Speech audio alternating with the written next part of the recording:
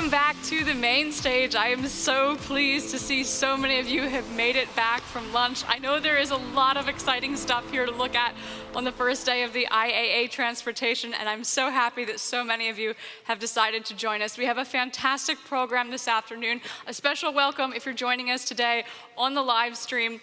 We have our next talk from the CEO of Daimler Trucks. We've been talking all day about the future of logistics, and we can't talk about the future of logistics without hearing this keynote from Martin Daum. A warm welcome to the main stage.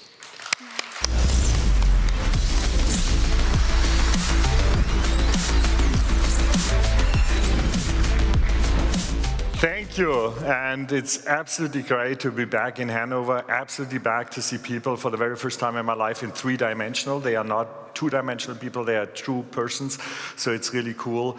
I know fairs and exhibition is always pretty exhausting, so I make you an exclusive offer. I will talk exactly 15 minutes or 14 minutes, 40 seconds. In about 30 minutes, I will summarize everything what I say. So if you're really truly exhausted, you can take now a 13-minute nap, and then within 1 minute gets a summary, and you know exactly what I was talking about. But you have to believe me, then the summary, not the reasons for that. So it's your choice, so stay tuned.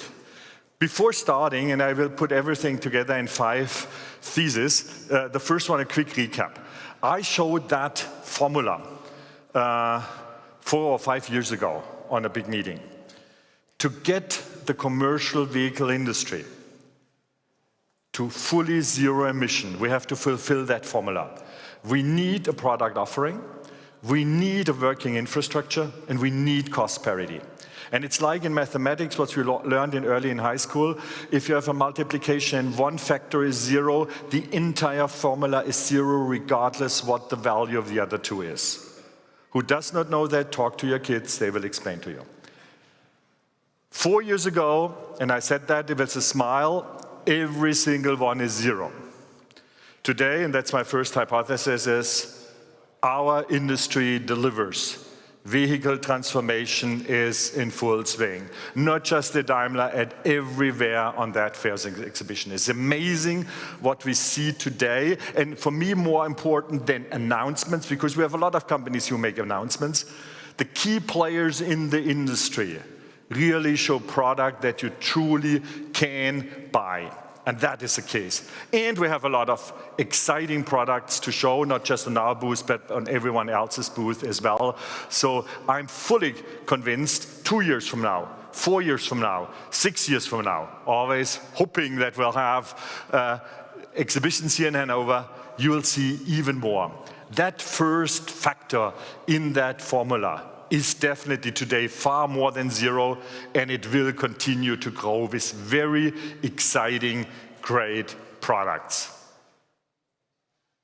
The second one is, however, and that plays a role before infrastructure, green energy is a prerequisite. In my opinion, the real, true revolution has to happen in energy generation. And I say that today not to point the finger to someone else, like we don't do anything, someone else has to do it first. No, we as an industry step forward with billions combined in investing in the hope that parallel the energy generation is changing to green. And that is the really true revolution we have ahead of us.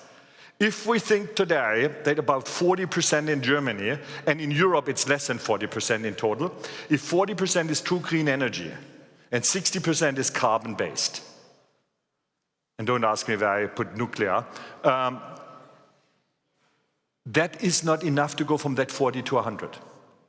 Because the total energy we need, if every single one who uses carbon fuels, transportation, heating at home, industry processes, if every single carbon molecule is replaced by electric energy, this is not 100, this is 300. So we have to go from 40 today to 300 tomorrow.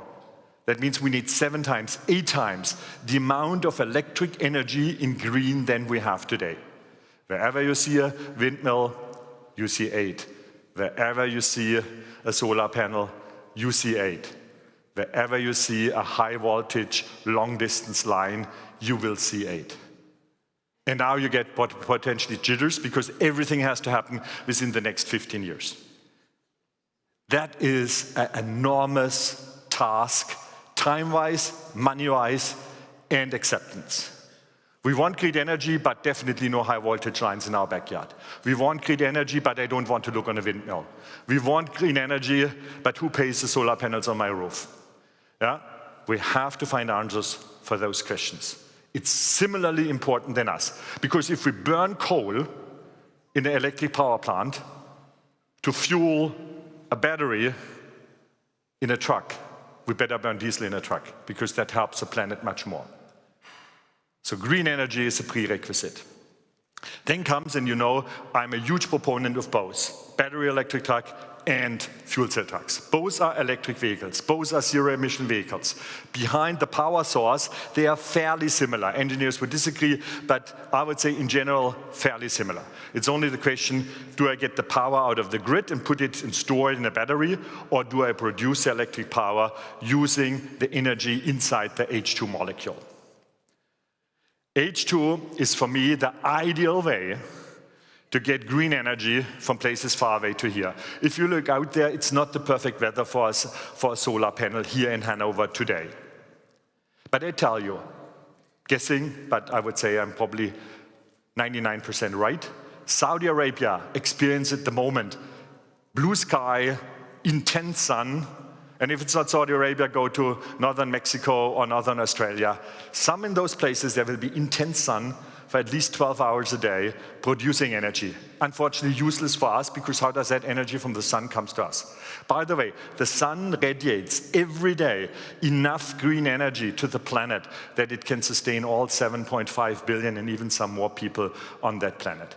The big question is, how do we get that energy to the places where we need the energy at the time where we need the energy? So the crucial question is how to store and transport green energy. By the way, oil is green energy. That was the sun 20, 40 million years ago. However, the weather was different. Great for dinosaurs, bad for us humans. So we want to keep it where it is. Yeah? But it's nothing else than stored sun energy. If we want to store sun energy in a molecule that does not include carbon, we have to do it with H2. And then sometimes comes the question, H2 is the champagne of the energy revolution. We shouldn't use it for something like mobility. I tell you something.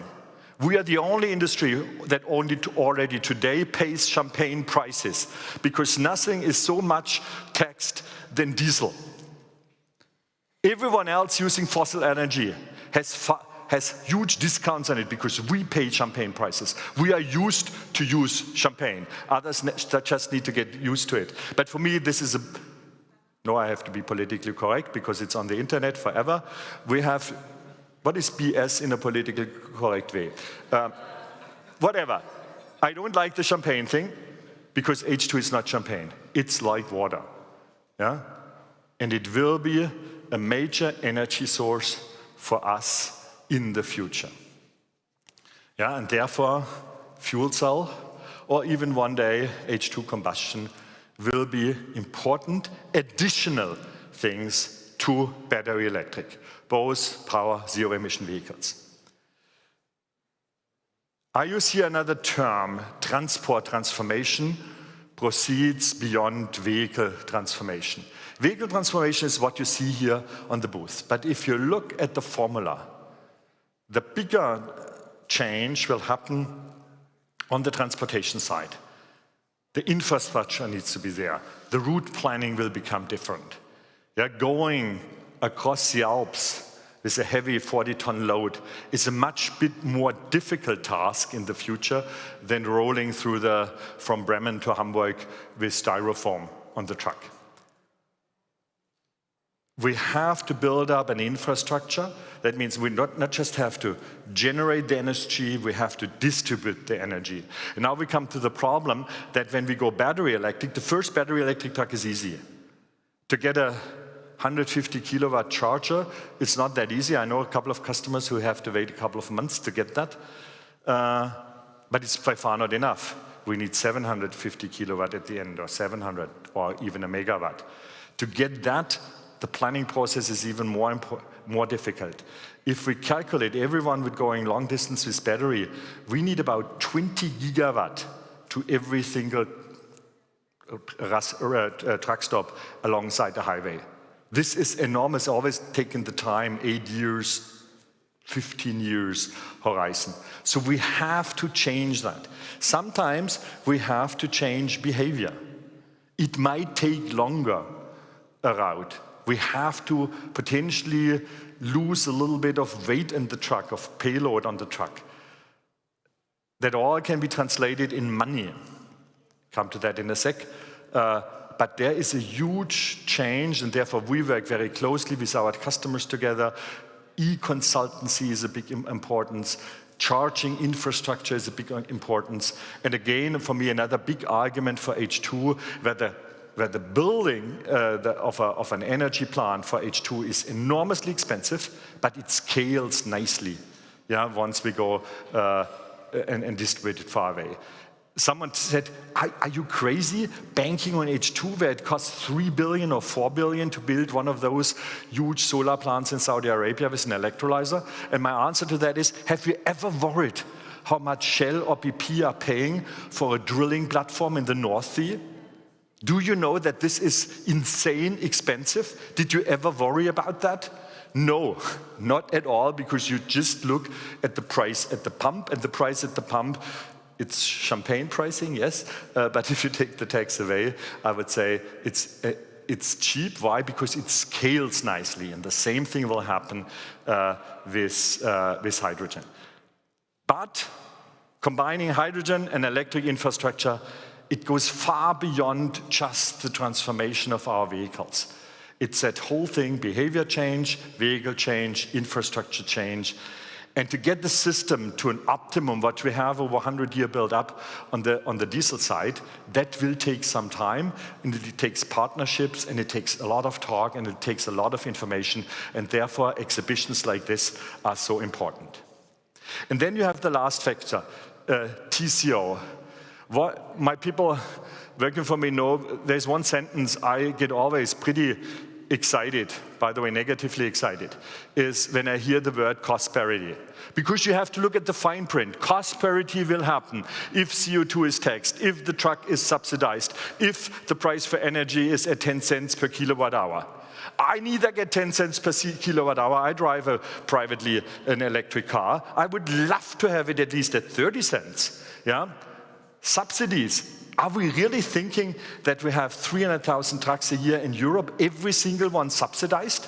Money does not grow on trees, even for governments. For industries, we know it, but even for governments, not. Zero emission driving will be ultimately more expensive than diesel. By the way, therefore, we drove diesel for 120 years. It's the most efficient way to move goods, but unfortunately, it emits CO2. So it gets more expensive. We need regulators. We need a price on CO2. We need potentially a CO2-based toll, like we had a nitrogen oxide-based toll. That was not the end of the world for the transport companies. I think we need a CO2-based, so diesel gets more expensive. We need cheap green energy. And therefore we need, in my opinion, I come back to solar from Saudi Arabia, where the sun shines eternally, and get that cheap solar energy to us in a highly efficient, high-scale enterprise, and the likes of BP, Shell, Total, Linde, Air Liquide are the best equipped to do so. But we need here the support, and to build up the infrastructure, we need the support of the politicians. So I know Mr. Ertug is very active on the parliament, and I highly appreciate what he is doing there. We need that support. We need the support of the national governments, and then we are able to fulfill that formula from the beginning: great vehicles, infrastructure, and cost parity. And then the result is not zero. The result is an exciting economy where we all can thrive and find our places. 1 minute to go. If your neighbor is snoring, give him a kick. Now comes the time. Yeah, to listen. Formula: transport, vehicles, infrastructure, cost parity. If one is zero, everything is zero. The industry is fulfilling their promise. going ahead, solving the chicken-egg problem. I don't know whether our trucks are the chicken or the eggs. They are amazing trucks everywhere here on the show, not just from Daimler, from everyone else as well. Secondly, the real revolution is on the energy generation. Third, hydrogen is not champagne, it's just water. Fourth, the transformation of the industry, the combining of our behavior, of infrastructure and the truck, customer infrastructure truck, is very important. We support that with consulting. We talk, we have to exchange, we have to communicate openly, very important. And fourth, cost parity won't come automatically in time because money does not grow on trees. We need active support from the politicians that is the way we want to go in future. Boom, 50 minutes over. I wish you a great day.